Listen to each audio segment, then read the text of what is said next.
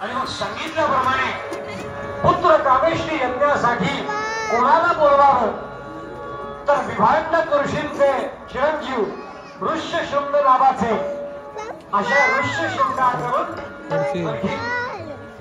या पुत्र कामेष्टी आणि भगवान शिवशंकरांनी सुद्धा आपल्या अवतार कार्याची आणखीन प्रत्यक्ष जागा निवडली.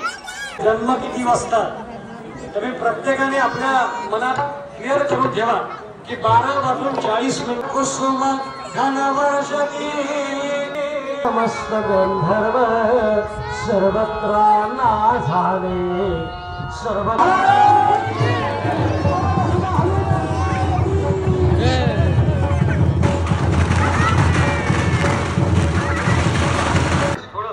त्रैलोक्य श्रीमंतांना कसला तोटा आलाय.